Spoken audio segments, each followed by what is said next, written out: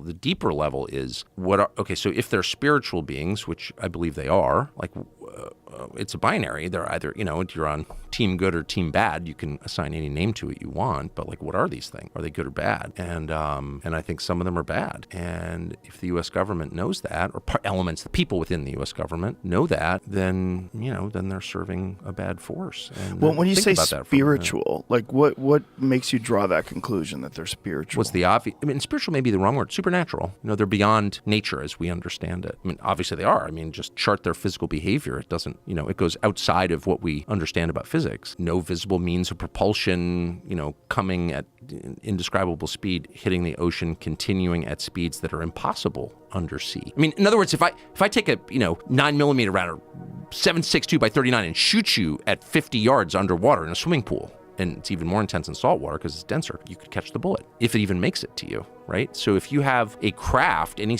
object underwater that's traveling at 500 knots as measured by sonar, right there you're challenging our understanding of physics. Like, what is that? How can that be?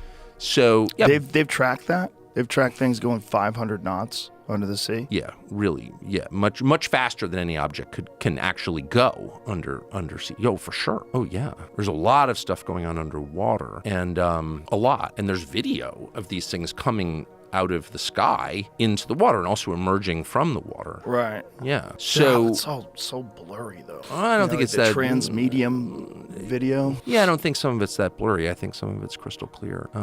We just don't have access to it? Is that what you mean? Yeah. Just we haven't seen it? Correct. So they have some stuff. For sure. So, but there's just a lot going on underwater, and it's measured. And so whatever. I mean, these are all, again, this is like the most obvious observable level of it, but then you just ask yourself, like, what is this actually? And, if there's been extensive knowledge of this for decades, like maybe 80 years at least, if not going back to the 30s, 90 years, to what end? So there are two possible explanations. Obvious explanations. The first is the one you often hear, which is this is so heavy that if the public were to know about it, it would be just disruptive. It would be too scary. Like, you don't want to scare people for no good reason. There's nothing we can do about it. And you also don't want to suggest that, the U.S. military isn't capable of protecting the country, the homeland.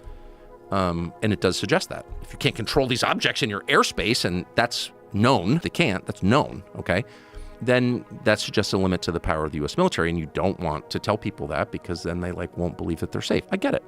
But then there's a deeper level, which is like, hey, what's your relationship with these things? What is the U.S. government's relationship with these things? And there's evidence that there is a relationship and that it's longstanding. And that raises a lot of questions about intent. And so what is that? And I just personally decided, and people have been hurt by these things. That's a fact. That's a fact. It's a knowable fact. It's a provable fact and killed. And I'm not saying millions of people have been killed by whatever these things are, but people have been killed, and it's known because it's working its way through the courts out of the VA. So, I don't know, an object that is by definition supernatural, it's above the laws of nature as we understand them, and that has resulted in the deaths of people. We don't spend enough time thinking about what that adds up to. Not good, actually, not good. How many people do you think have died from these things? I don't know, but I mean, And is it radiation sickness? Is it what's the So cause the person of that death? I talked to, I interviewed someone who was a Stanford medical school professor who's out there and worth talking to, by the way. And, You're talking about Gary Nolan? That's exactly who I'm talking about. He was effectively an expert witness in these cases, so he's an expert in brain injury. Do you know him? Yeah. Yeah, entirely credible person.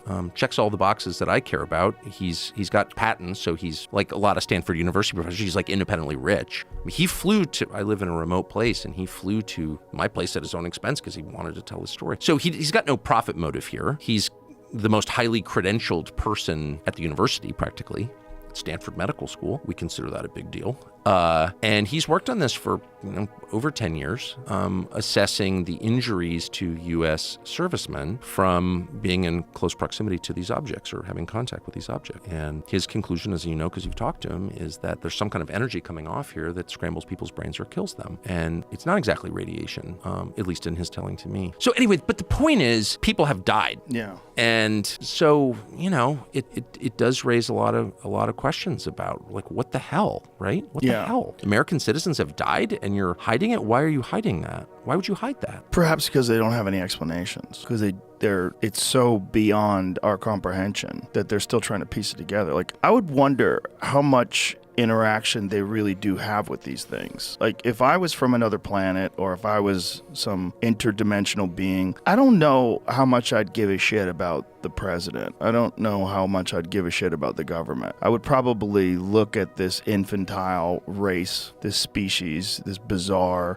territorial apes with thermonuclear weapons, this very weird species. I'd probably look at them as very chaotic, and I wouldn't really have much concern for who's running it, especially if they have the ability to travel at insane speeds and go undetected. And well, it depends. Like that. Okay, so the template that you're using to understand this is like science fiction, right? These are an advanced race of beings from somewhere else. But the template that every other society before us has used is a spiritual one. Mm-hmm. There is a whole world that we can't see that acts on people, a supernatural world that's acting on us all the time for good and bad. Every society has thought this before ours. In fact, every society in all recorded history has thought that until, I'll be specific, August 1945, when we dropped the atom bombs on Hiroshima and Nagasaki. And all of a sudden, the West is just officially secular. We're God. There is no God but us. And that's the world that we have grown up in, but that's an anomaly. Like, no one else has ever thought that. There's never been a society that thought that. Every other society has assumed, and they've had all kinds of different explanations, and the details differ, but the core idea does not differ, and never has differed from caves until now, that we're being acted on by spiritual forces at all times. And so to someone born before or living before 1945, I think it would have been much more obvious that this is the thing that every society has written about. And in fact, that battle, that unseen battle around us, that spiritual battle, has like been the basis of every society, of every religion, not just Christianity. So like, it just, once you discard your very, very recent assumptions, relatively speaking, about how the world works, you're like, well, that kind of seems like the obvious explanation, right?